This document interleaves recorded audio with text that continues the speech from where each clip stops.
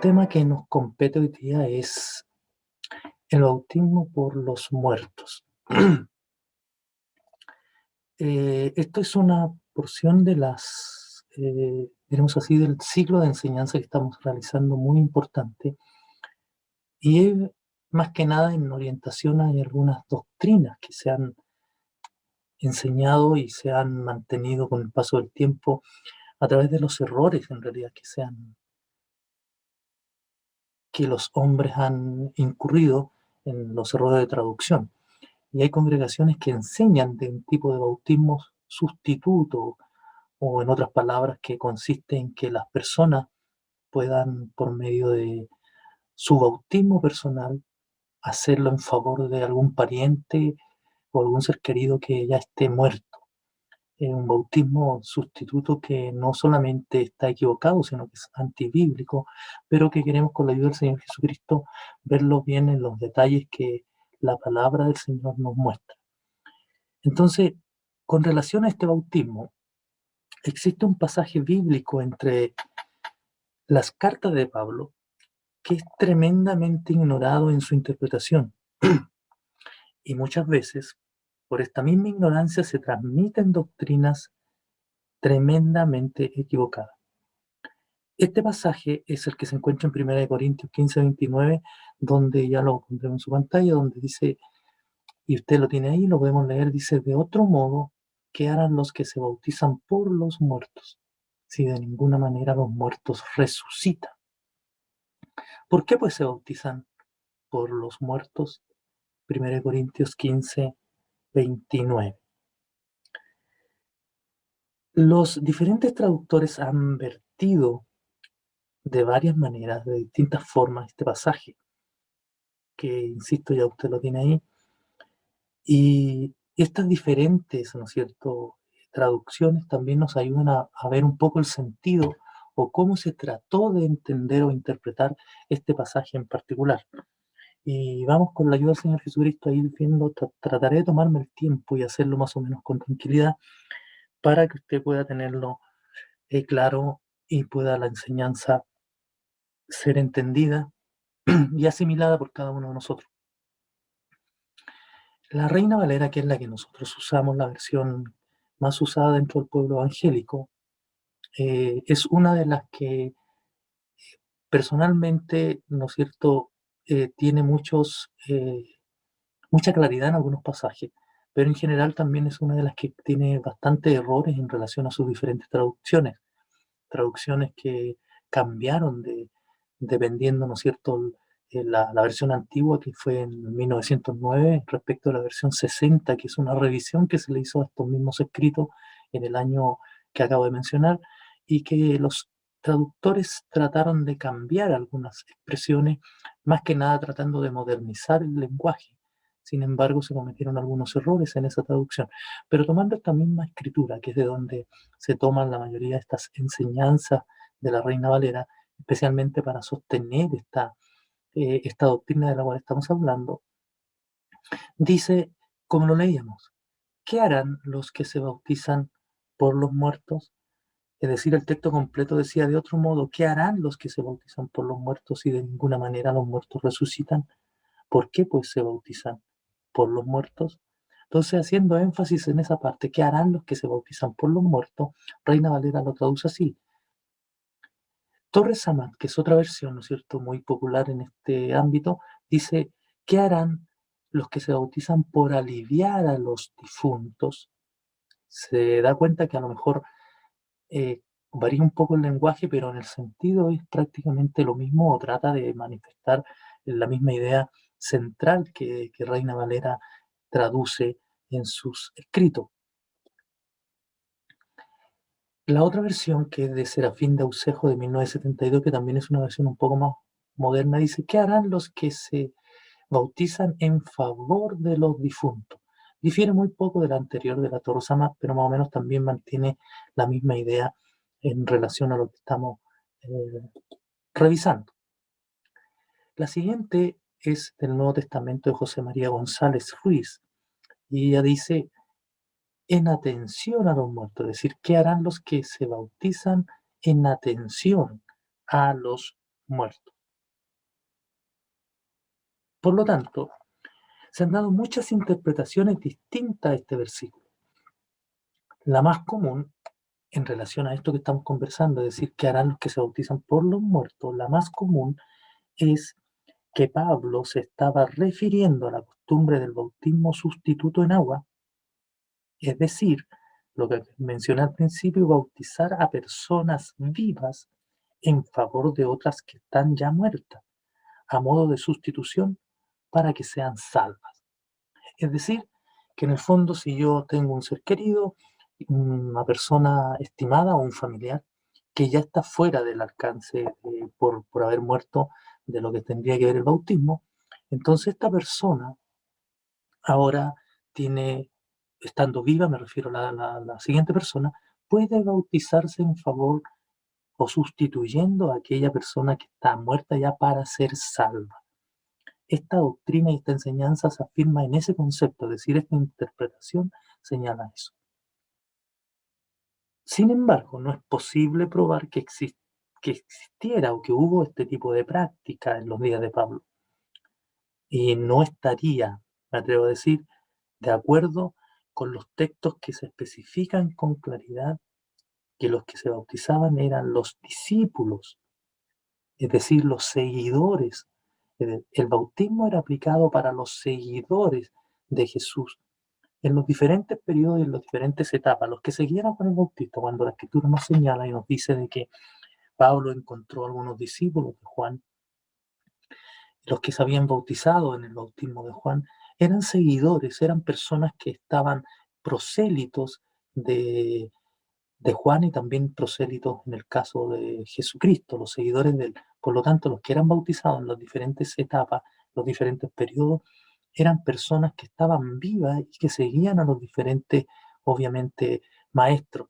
Y, y posteriormente, después que ellos hubieron muerto, en el caso del Señor Jesucristo, hubo muerto y resucitado y ascendido al cielo, los seguidores hasta el día de hoy nosotros nos bautizamos en relación a la fe que tenemos en los escritos o en las palabras especialmente de nuestro Señor Jesucristo, pero en este caso nosotros estamos vivos y estamos tomando una responsabilidad y una opción que nos permite, de acuerdo a nuestra fe, a nuestro compromiso con el Señor, pero estamos vivos, bautizándonos vivos, pidiendo perdón, porque entendemos que, tal como dice la Escritura, el bautismo es para perdón y remisión de pecado.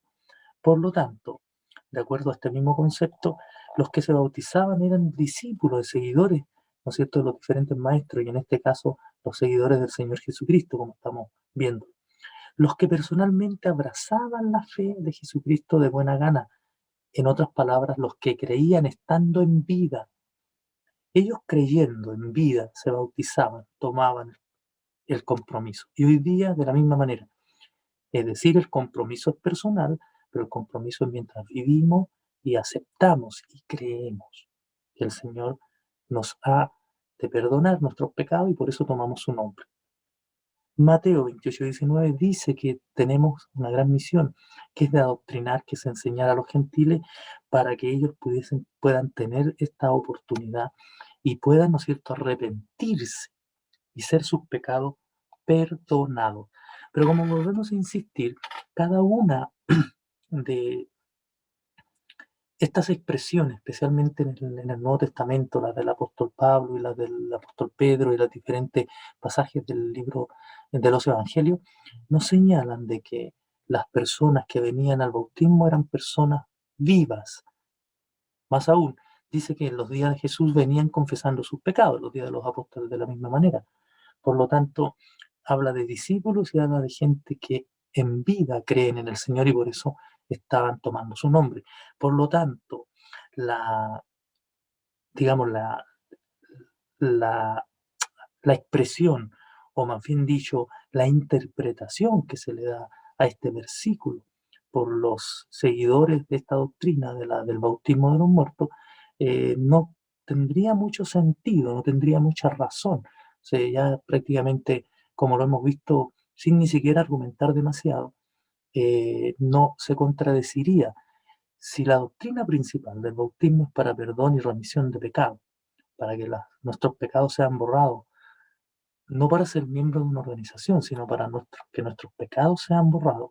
Obviamente, eso es una decisión que se toma en vida y es un concepto que el Señor lo dejó estipulado, un compromiso que tiene el hombre arrepentido para con Dios, creyendo que por medio del bautismo se están cumpliendo los procesos que el Señor nos enseña. ¿Cuáles? El bautismo, usted sabe que es un reflejo de la muerte, sepultura y resurrección. Por lo tanto, bajo este concepto no se cumpliría lo que dicen estos enseñadores de esta doctrina. Veamos, ¿no es cierto?, lo que dice la Escritura en relación a esto.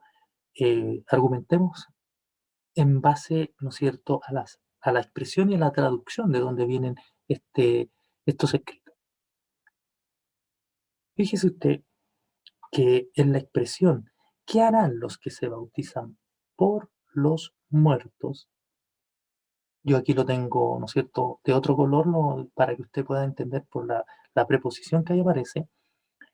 Y esta preposición griega usada, es decir, ¿qué harán los que se bautizan? Preposición por los muertos, viene de una palabra griega que es hiper.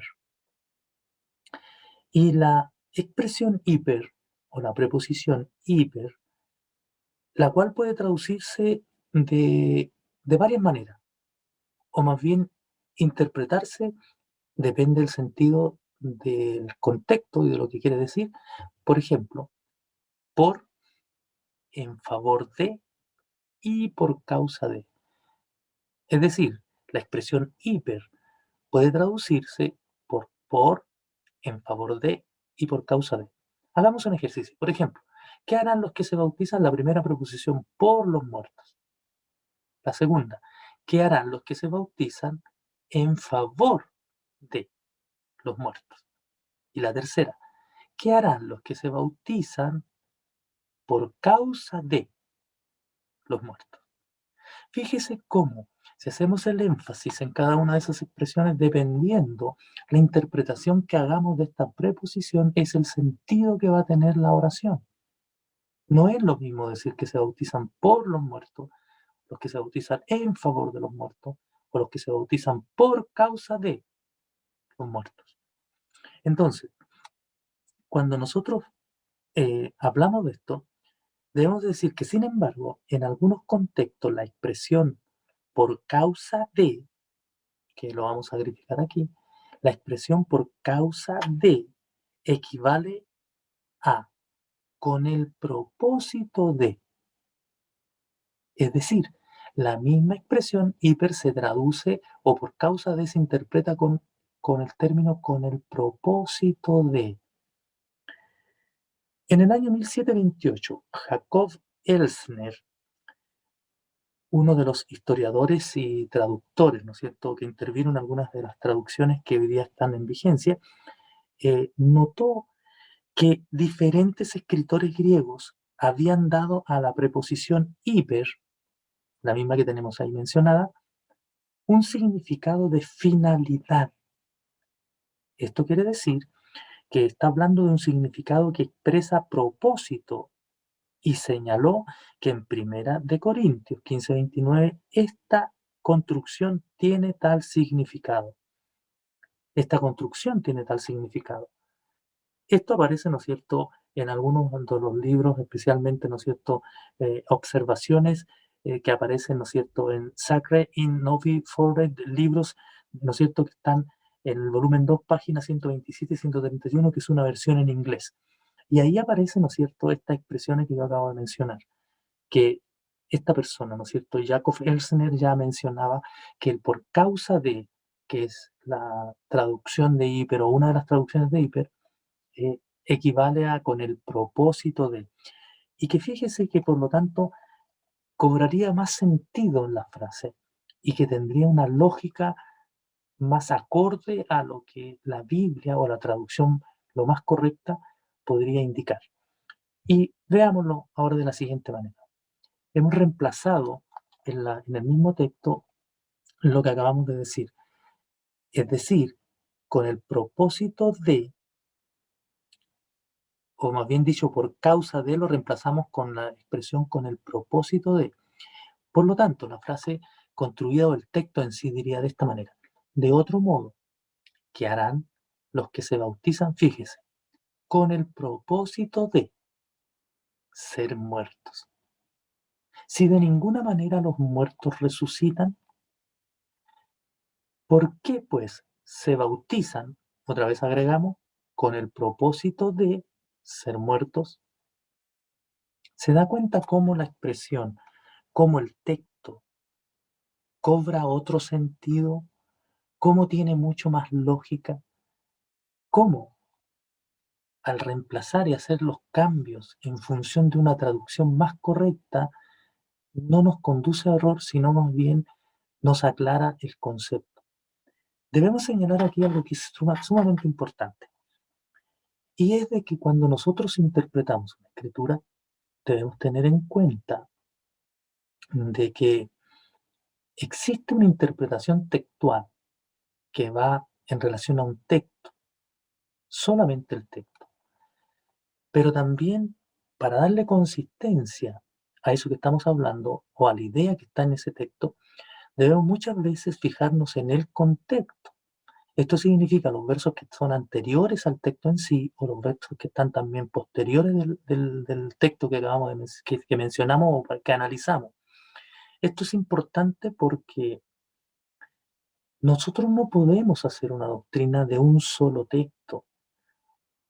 Al margen de que podamos tener respaldo en otras escrituras y que debemos buscar respaldo en otras escrituras en relación al tema, también el texto que pudiésemos tratar de clarificar tiene que tener una construcción lógica, una escritura acorde con el contexto, porque si el texto en particular difiere de todo lo que sale antes o después, entonces está mal traducido, porque entonces deja, como quien dice, una idea totalmente distinta a lo que se está tratando.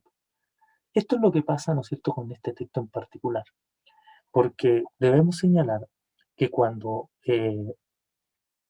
analizamos el pasaje en cuestión, el capítulo 15 de 1 Corintios, hay una serie de otros antecedentes que nos revelan el tema, o más bien dicho, los textos nos dicen el tema que se está tratando en todo el capítulo.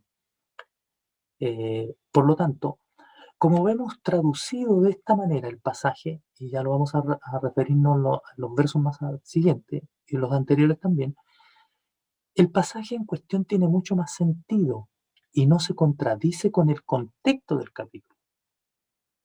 Si nosotros lo traducimos así, de otro modo, que harán los que se bautizan con el propósito de ser muertos, y esto que le quede bien en su mente porque lo vamos a ir usando durante esta enseñanza, para que le quede claro en relación a que no se contradice con el contexto, con todo lo que está en el capítulo. Cuando un término puede traducirse gramaticalmente de más de una manera, decíamos la correcta es la que armoniza con el contexto. En este caso, el contexto de este pasaje muestra que el tema principal tratado es la creencia en la muerte y la resurrección de Jesucristo. Es decir, Pablo está hablando de la muerte y resurrección de Jesucristo y está tratando de los detalles que guardan relación con esa muerte y resurrección. Por lo tanto, este verso está inserto en un capítulo que habla directamente de este tema. Y pensemos y empecemos a hacer un análisis en relación a lo que estamos mencionando. Mire, 1 Corintios capítulo 15, los primeros versos, el 3 y el 4, dice: porque primeramente os he enseñado lo que asimismo recibí, que Cristo murió por nuestros pecados conforme a las Escrituras, y que fue sepultado y que resucitó al tercer día conforme a las Escrituras. Es decir, los siguientes versículos, mejor dicho, ese verso que estamos leyendo, nos menciona que el tema era la resurrección de Jesucristo. Si el tema que a Pablo le atañía era principalmente que de acuerdo a las escrituras, que de acuerdo a lo que ellos habían oído, que de acuerdo al concepto general de sus contemporáneos, y que Pablo declara que él había enseñado lo que también él recibió. ¿Qué cosa? Que Cristo murió por nuestros pecados, conforme a lo que decían las escrituras. Entonces Pablo está hablando claramente y directamente de la muerte y resurrección del Señor conforme estaban escritos en las escrituras, perdonando la redundancia. Entonces el tema era ese. Todo el contexto nos va a poner sobre el tapete, sobre la mesa, que lo que a Pablo le interesaba era que quedase claro lo relacionado a la muerte y resurrección de Cristo.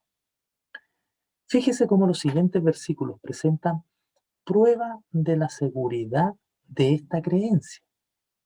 Es decir, va a dar pruebas para sostener esta fe, esta creencia.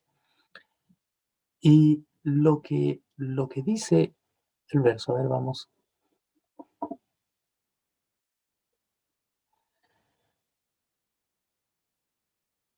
Y que apareció a Cleofas y después a los 12, después apareció a más de 500 hermanos a la vez, de los cuales muchos aún viven aún y otros ya duermen.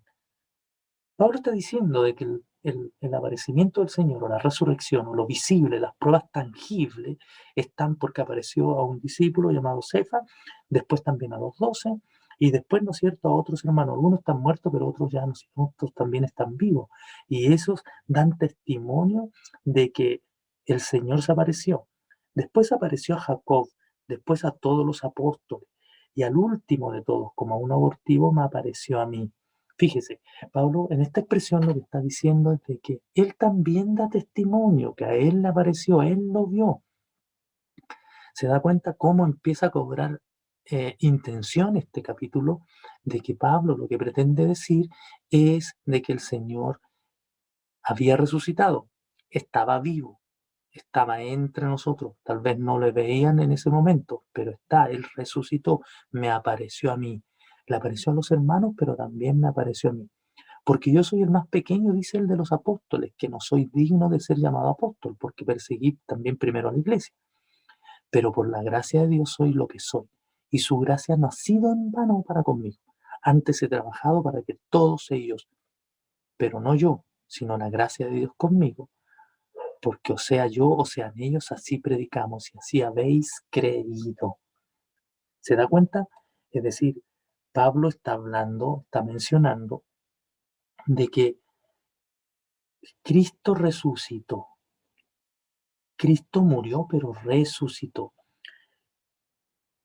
Esto es importante declararlo porque la razón de este capítulo y el motivo por el cual Pablo está defendiendo esta parte de la doctrina es porque se había introducido una corriente de pensamiento en aquellos días de que no había resurrección de Cristo, de que eso era mentira. Algunos no creían en tal resurrección. Más aún, enseñaban ya en los días de Pablo que el Señor no había resucitado. Por lo tanto, Pablo toma la defensa de ese tema y es la que le escribe a los corintios, porque ya en la iglesia de Corintios había introducido esta doctrina equivocada. Y obviamente esta doctrina, Pablo entiende que es su responsabilidad defenderla porque él, como lo toma con antecedentes, dice que no solo le apareció a algunos que ya estaban muertos, no solo le apareció a algunos que estaban ancianos y que andaban entre ellos, sino también le apareció a él.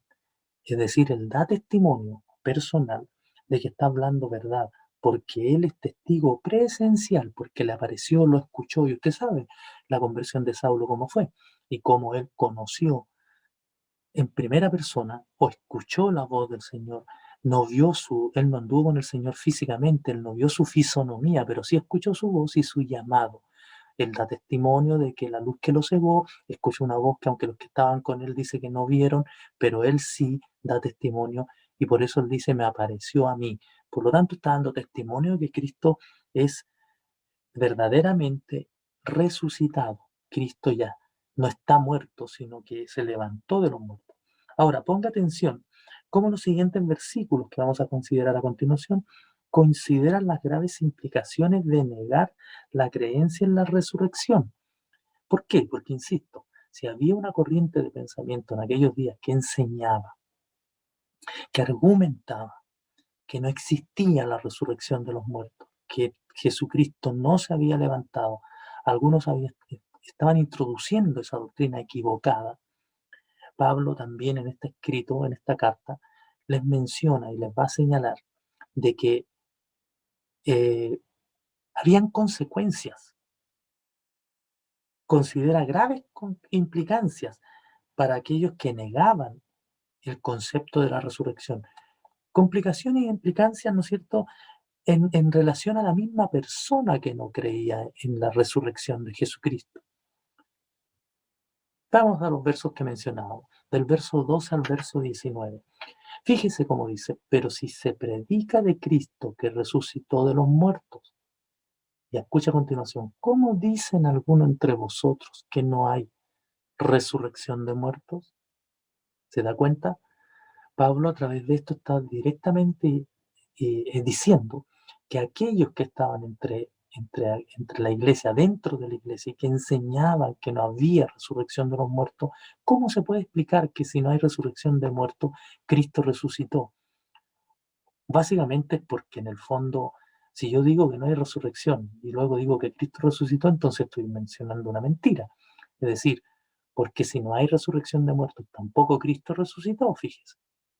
Y si Cristo no resucitó, vana es entonces nuestra predicación, vana es también vuestra fe. Y somos hallados falsos testigos de Dios, porque hemos testificado que Dios resucitó a Cristo, el cual no resucitó. Si en verdad los muertos no resucitan. ¿Se da cuenta cómo Pablo va argumentando? Parece un juego de palabras, pero Pablo lo que está diciendo derechamente es, ¿cómo si algunos dicen que Cristo no resucitó, entonces somos testigos falsos? Porque hemos testificado que Dios le resucitó a Cristo, el cual no resucitó, y si en verdad los muertos no resucitan. Fíjese, no resucitó, y si no resucitó no hay resurrección, y si no hay resurrección, nosotros es vana nuestra fe. Verso siguiente, porque si los muertos no resucitan, tampoco Cristo resucitó. Y si Cristo, fíjese cómo continúa, no resucitó, vuestra fe es vana, aún estáis en vuestros pecados. Esa expresión me voy a tomar un momentito para declararla, porque dice, si Cristo no resucitó, vuestra fe es vana. Y si tu fe es vana, entonces aún estáis en vuestros pecados. ¿Por qué utiliza esa expresión? Claramente porque usted sabe que nuestros pecados son perdonados mediante la fe consciente de que Jesucristo murió y resucitó. Porque si Cristo no ha resucitado, ¿cómo puede perdonar nuestros pecados?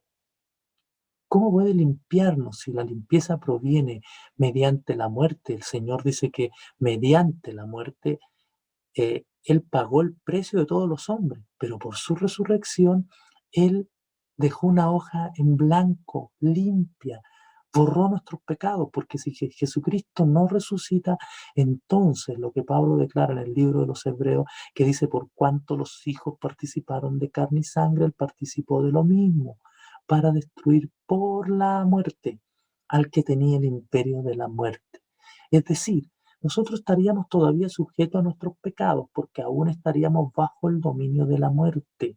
Y la muerte tiene un solo capitán, que es Satanás. Entonces, si el Señor no hubiese resucitado, todavía estaríamos en nuestros pecados porque no podríamos ser perdonados, ya que nadie pagó ese precio tan alto por la maldad. Pero si Cristo resucitó, entonces lo que Él dice, está todo cancelado, está todo pagado. Se necesitaba muerte para poder, ¿no es cierto?, pagar el precio del pecado. Listo, yo lo pagué. Él murió, pero resucitó. Y al resucitar, obviamente, abre la posibilidad que los hombres, mediante su sacrificio, puedan nacer de nuevo mediante el bautismo. Verso 18 dice, entonces también los que durmieron en Cristo perecieron. Claro, porque si Cristo no resucita, si Cristo, ¿no es cierto?, no se levantó de los muertos, entonces los que durmieron con la esperanza en Cristo perecieron porque no se van a levantar. ¿Se da cuenta la reflexión de Pablo y lo complejo que es esto y al mismo tiempo cómo él defiende esta posición? Es decir, toda nuestra fe, toda nuestra salvación, todo lo que creemos, todo lo que las promesas están dadas al hombre para cumplirse mediante este sacrificio y su resurrección. Y si no existe tal resurrección, entonces vana sería todo nuestra fe y toda nuestra creencia en el Señor. Y el verso 19 dice, y si en esta vida solamente esperamos en Cristo, somos los más, son los más dignos, perdón, de conmiseración de todos los hombres. Esto también suena medio complejo, pero fíjese en lo que significa. Si en esta vida solamente esperamos en Cristo, somos los más dignos de conmiseración de todos los hombres. A lo que él se refiere, que si nosotros en esta vida solo esperamos en la vida de Cristo, en que Él estaba vivo, en que nuestra fe se funda en que Él anduvo entre los hombres, y solamente en eso, pero Él no se levantó de los muertos, entonces somos los más dignos de conmiseración, somos los más miserables. ¿Por qué?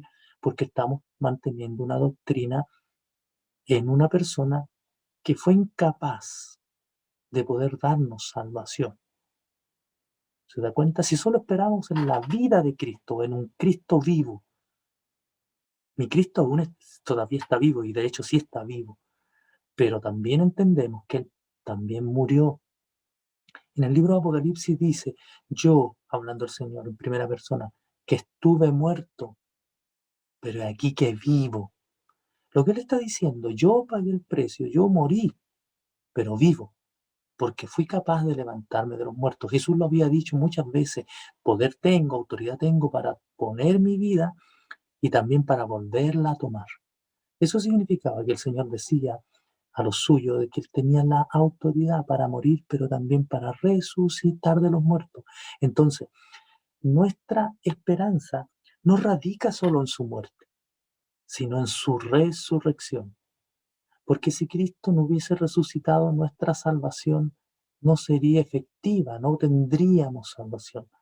Nosotros somos salvos, somos perdonados, perdón, nuestros pecados por su muerte, pero somos salvos por su vida. Si Él no se levanta de los muertos, no podríamos ser salvos.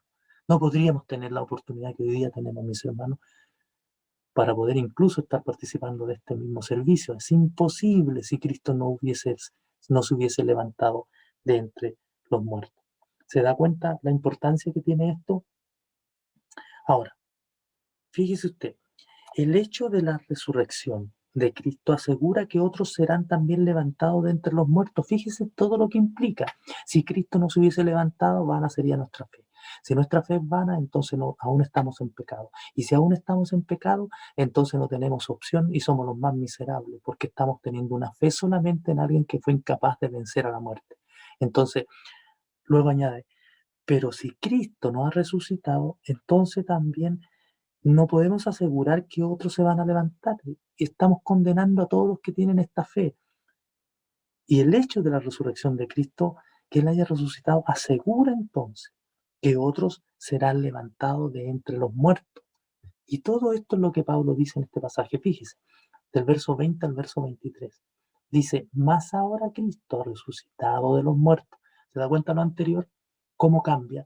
Él está hablando, si algunos no creen que Cristo resucitó, si algunos enseñan que él no se levantó de los muertos, entonces van en nuestra fe, somos dignos de conmiseración, seguimos en nuestros pecados. Pero dice, más ahora Cristo ha resucitado de los muertos. Es decir, aclara. Y si Él resucitó de los muertos, dice, primicia de los que durmieron es hecho. Ya hablamos en otro momento sobre el término las primicias. Cristo en las primicias significa que es el primer fruto, los primeros frutos de la resurrección. Es el primero que se levantó de los muertos, de los que han dormido en el Señor, de los que tuvieron la fe y la esperanza de una resurrección. Porque por cuanto la muerte entró por un hombre, también por un hombre la resurrección de los muertos. Si la muerte entró por Adán, porque Adán pecó, ahora, por el Cristo viviente, nuestro Señor Jesucristo, la resurrección de los muertos. Él vino a pagar, pagó por la muerte. Él compró al hombre con su propia sangre, con su propia muerte. Y al comprar eso y al resucitar, Él asegura que lo que está comprando Él es el dueño absoluto y nadie se lo puede quitar porque Él pagó el precio de todos los hombres. Y todos los hombres pecaron, todos estaban destituidos, dice, de la gloria del Señor. Pero ahora el Señor pagó por todos los hombres, porque así como en Adán todos mueren, también en Cristo todos serán vivificados, pero cada uno en su debido orden. Cristo las primicias, luego los que son de Cristo en su venida.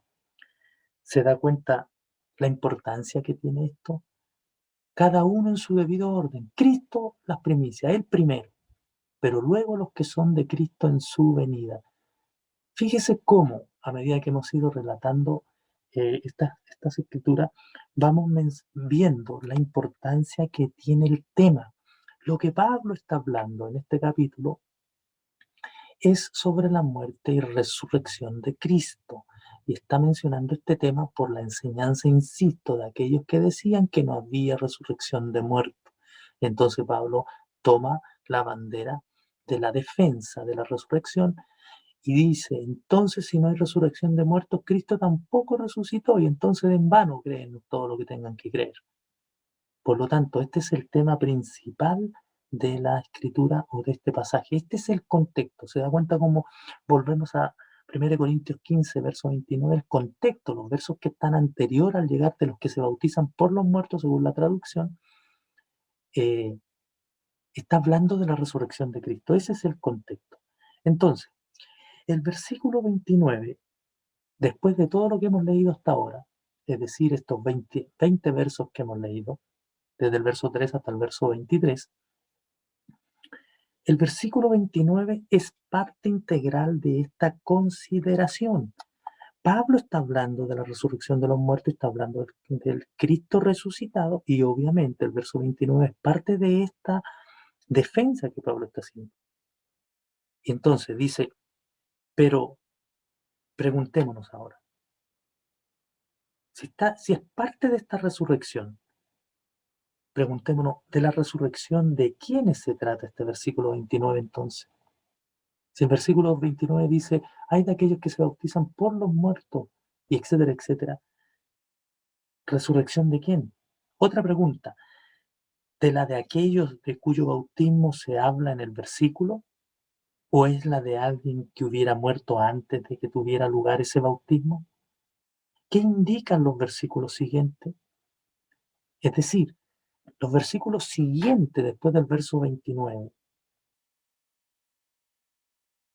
Si nosotros nos preguntamos, ¿de quiénes habla? ¿De qué resurrección? ¿De qué muertos? El versículo 32, adelantándonos un poco más, el versículo 32 muestra claramente que en el versículo 29 se está hablando de las perspectivas de vida futura de cristianos vivos. Mire cómo lo expresa el apóstol Pablo. Es decir, el verso 29 está hablando de la perspectiva de cristianos vivos. Es decir, analicemos otra vez como decían los versos anteriores, con el cambio que nosotros lo hicimos. De otro modo, ¿qué harán los que se bautizan con el propósito de ser muertos? Si de alguna manera los muertos no resucitan, ¿por qué pues se bautizan con el propósito de ser muertos? ¿Se da cuenta? Si de ninguna manera los muertos resucitan, entonces, ¿qué hay de aquellos que se bautizan con el propósito de ser muertos? Fíjese cómo ese texto en ese sentido cobra completamente lógica en relación a los versos que ya acabamos de mencionar. Es decir, está mencionando la resurrección, está mencionando lo que dice el verso en particular en relación a eso. Y veamos ahora, saltémonos al verso 32. Fíjese usted. En los que sigue del verso 29, insisto, en el verso 29 se está hablando de las perspectivas de vida futura de cristianos vivos. ¿Me entiende? De cristianos vivos que hacen un acto con el propósito de ser muertos, de cristianos que están tomando una fe. Porque si Pablo está hablando de que no hay resurrección de muertos en relación a los que no creen en esto, entonces, ¿por qué motivo, se bautizan las personas con el propósito de ser muertos. Fíjese que está hablando de las perspectivas de vida de los cristianos vivos, no de que se estén bautizando por reemplazo o por sustitución de algún muerto. Verso 32, lo tiene usted ahí en su pantalla, dice, si como hombre batallé en Éfeso contra fieras, ¿qué me aprovecha si los muertos no resucitan? Comamos y bebamos porque mañana moriremos. ¿Se da cuenta cómo el contexto de todo el pasaje habla de lo mismo? Habla de la defensa de la resurrección, habla de la defensa de la que Cristo resucitó, habla de que si Él no hubiese resucitado, vana sería nuestra fe. Y menciona que entonces, si Él no resucitó, ¿cuál es el propósito de aquellos que se bautizan con el propósito de ser muertos? ¿O con el propósito de llegar a estar muertos si no hay resurrección de muertos? Fíjese cómo cobra sentido lo que acabamos de mencionar. Si nosotros hacemos un análisis del verso 35 al verso 58, que aparece más abajo, no lo vamos a leer porque ya con esto creo que hasta aquí estamos más o menos claros en relación a lo que nos interesa. Pero del verso 35 al 58 aclaran que eran cristianos fieles que tenían la esperanza de vida celestial.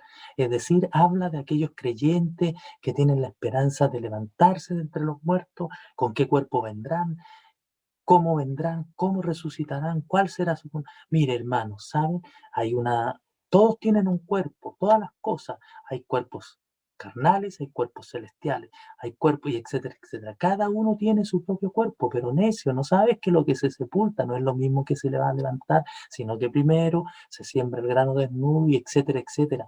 Pablo hace una larga exhortación en relación, ¿no es cierto?, a los elementos naturales y a la tierra y a las semillas para demostrarle que la semilla que va a la sepultura o que va a la tierra se muere y luego de esa misma semilla se levanta un brote nuevo, un cuerpo nuevo, un árbol nuevo. Entonces, de la misma manera, está defendiendo lo que ocurre con los creyentes en Cristo Jesús por ser nuestro Salvador que resucitó. En resumen, ¿cuál es el significado de este pasaje? ¿Cuál? De 1 Corintios 15, 29. ¿Cuál es el significado? Sin duda que todo tiene que ver con la palabra bautismo. En algún momento nosotros ya hablamos del término bautismo y hemos dicho, ¿no es cierto?, que quiere decir, entre otras cosas, sumergir. En términos sencillos, desde el griego donde se toma la expresión original, bautismo es sumergir. Pablo se refiere a aquellos creyentes que fueron sumergidos en un proceder de vida íntegra hasta la muerte, como en el caso de Cristo, y con la esperanza de una resurrección, también como la suya, a una vida espiritual inmortal. En otras palabras, todo verdadero creyente, usted, yo, cualquiera que es un verdadero creyente, un seguidor de Jesucristo, debiera entender que no puede resucitar a una vida espiritual plena, usted, yo, quien sea que crea en el Señor. Es imposible que resucite a una vida plena espiritual si primero no está dispuesto a morir en sus pasiones carnales. Es decir, tenemos que estar dispuestos a morir en nuestras necesidades humanas, en nuestros pecados, en nuestras pasiones, esa es la expresión, perdón, en nuestras pasiones terrenas. Tenemos que estar convencidos, entender que no podemos resucitar a una vida espiritual. ¿Cómo usted puede resucitar a una vida plena si no está dispuesto a morir primero en sus pasiones carnales? Lo he dicho en otras ocasiones y creo que es importante volverlo a recalcar. Si nosotros sepultamos a una persona sin estar arrepentida, sin estar convertida, sin estar completamente convencida de que deben sus acciones morir, su viejo hombre morir, entonces lo único que hacemos es darle un buen baño. Y ni siquiera tan bueno, un chapuzón. Entonces para muchos es solo eso, el bautismo es solo eso, es un chapuzón. Para muchos es solamente, ¿no es cierto?, el mojarse un poco, porque metemos a un ladrón y sacamos al mismo ladrón. Introducimos a un mentiroso, sacamos al mismo mentiroso. si no hay convencimiento, si no hay arrepentimiento verdadero. Insisto otra vez en la idea general sobre este tema. El bautismo, la pieza fundamental del bautismo radica en la muerte, y la muerte es el arrepentimiento. ¿Quién va a ser sepultado si primero no muere? Si el hombre para estar sepultado tiene que morir, tiene que estar completamente muerto, sino ¿cómo se sepulta?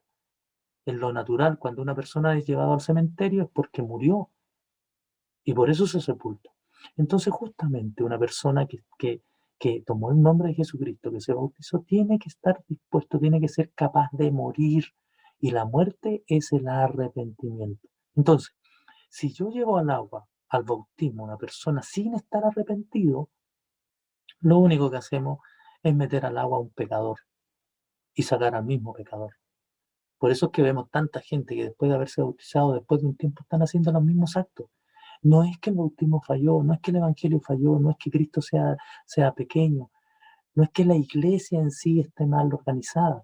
Lo que pasa es que el creyente que se bautizó nunca fue tal creyente, en el fondo no fue convertido y, por decirlo más directamente, nunca murió, no estaba arrepentido. En consecuencia, esa persona fue siempre el mismo, fue solo una mojadita que se pegó, un chapuzón. Pero la escritura nos relata que el bautismo es mucho más que eso. El bautismo, ¿no es cierto?, es para matar y hacer morir las pasiones carnales. Entonces, si la clave está en el bautismo, que significa, ¿no es cierto?, sumergir, en el texto de 1 Corintios 15:29, traducido en un lenguaje más actual, cambiando la expresión y con la idea que estamos nosotros hablando sobre lo que sería, ¿no es cierto?, sumergir, fíjese cómo quedaría. De otro modo, ¿qué harán los que se sumergen? Es decir, los que se bautizan.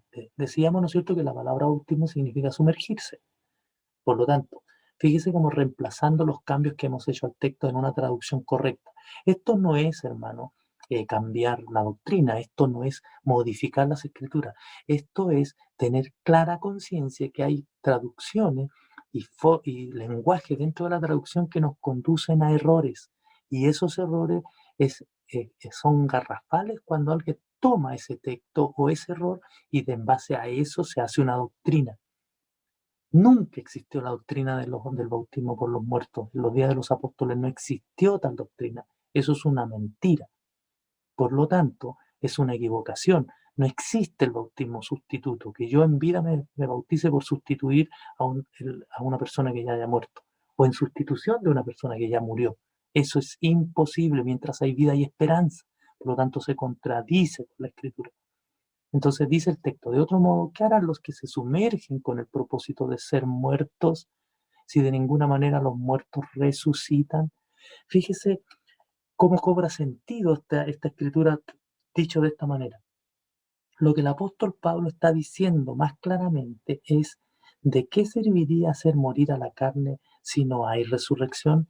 Entonces, ese verso, el verso 29 de 1 Corintios 15, lo que está dando a entender y lo que está diciendo es eso, es decir, el acto de hacer morir a la carne. ¿Por qué? Con el propósito de ser muerto. Si tú no crees en la resurrección de Cristo, ¿cuál es la razón entonces de que te sumerjas con el propósito de ser muerto? Fíjese, no que se bautices por los muertos, sino de qué sirve los que se bautizan con el propósito de ser muerto.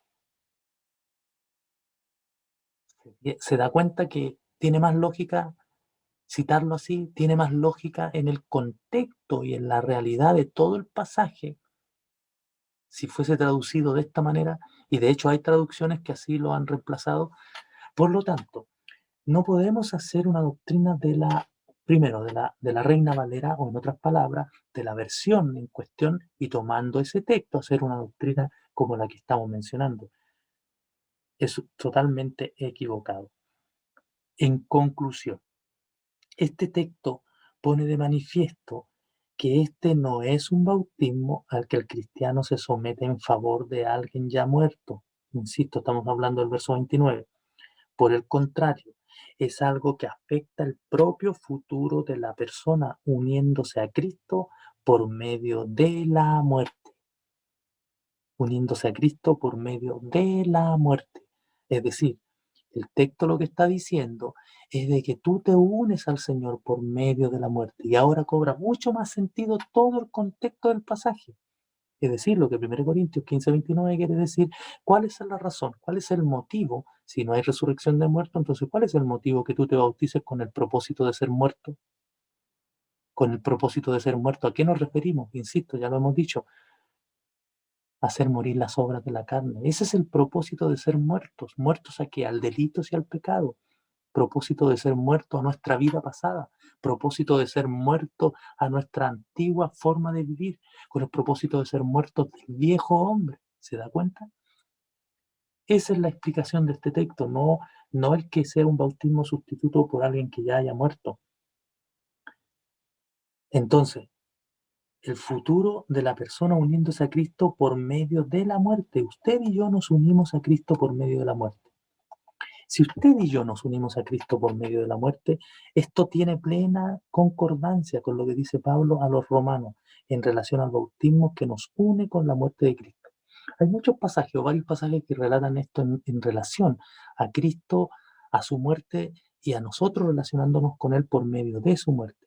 Pero fíjese en este texto y en la nueva traducción viviente, dice de Romanos 6, 3 al 5. ¿O acaso olvidaron que cuando fuimos unidos a Cristo en el bautismo, nos unimos a Él en su muerte? Claro, porque cuando usted, ¿no es cierto?, se unió a Cristo, cuando usted tomó el nombre de Jesucristo, usted se unió a Cristo por medio del bautismo mediante su muerte.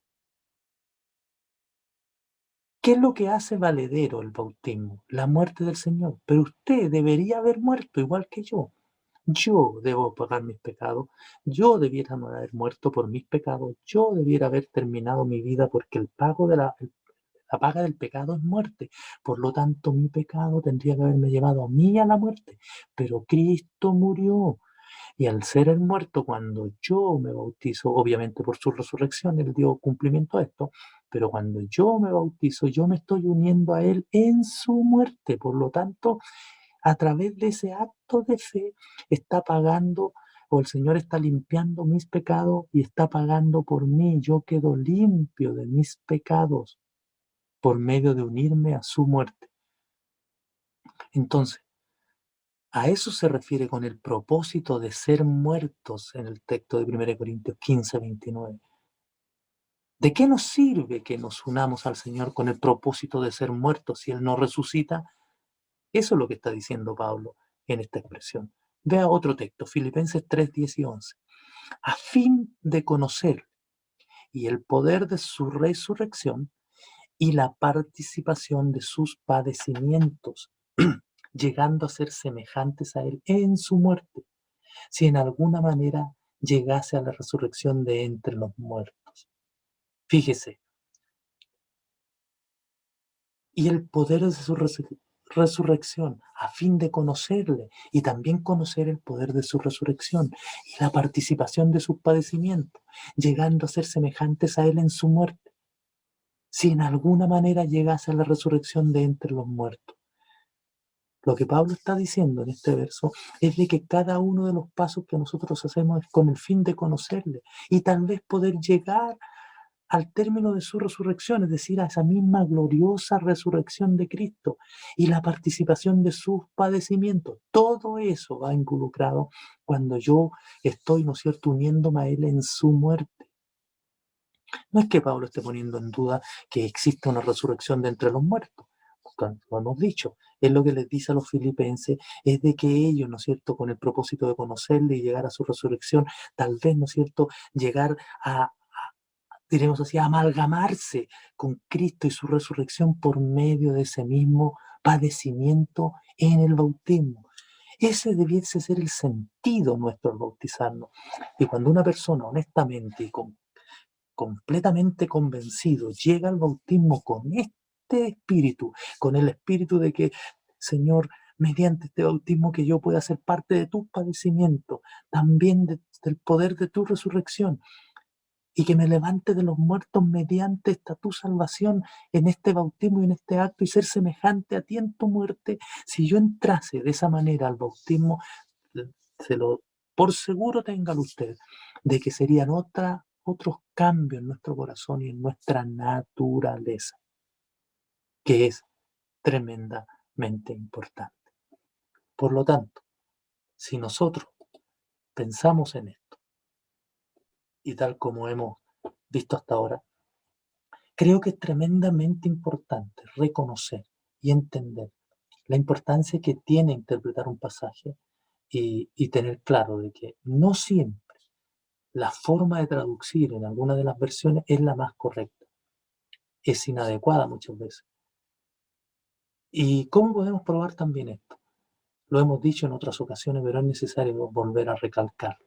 Recuerde que la Reina Valera tiene algunos errores que cambian todo el sentido de lo que el Señor en su palabra y en su doctrina nos dice y nos ha intentado decir.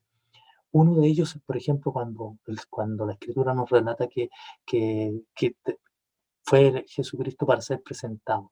Dice en la versión antigua, y cuando se hubieron cumplido los días de la purificación de ella, trajeron al niño al templo para ser, ¿no es cierto?, presentado. Y la versión 60, tratando de aclarar un poco más este concepto, dice, y cómo se hubieron cumplido los días de la purificación de ellos, y eso es un error, porque según la ley, no eran ellos. ¿Qué significa? No era el padre, no era la madre y el hijo, los tres juntos, o el padre y la madre impuros, no, era ella la impura. Por lo tanto, la versión de 1909, que es antigua, de la Reina Valera, traduce correcto el texto, cumplidos los días de la purificación de ella, porque ella era la que tenía que purificarse durante 40 días. Pero la versión 60 dice cumplidos los días de la purificación de ellos, y ese es un error. Entonces, ese error de traducción que aparece, por ejemplo, así como ese otros en la Reina Valera, son errores que conducen o equivocaciones que conducen a doctrinas equivocadas en algún momento. Por lo tanto, espero que haya quedado claro este pasaje en particular en relación a lo que es el bautismo de los muertos. No hay tal bautismo, no existe, bíblicamente no existió, en los días de Pablo no existía tal doctrina. Lo que Pablo intentó decir es, ¿no es cierto?, y qué de aquellos que se bautizan con el propósito de ser muertos. Y esa interpretación cuadra con toda la escritura y de hecho esa traducción adecuada cumple completa lógica en relación a todo el contexto de la Sagrada Escritura. Que el Señor Jesucristo les bendiga, ¿no es cierto? Y ahora ya vamos a pasar a las preguntas.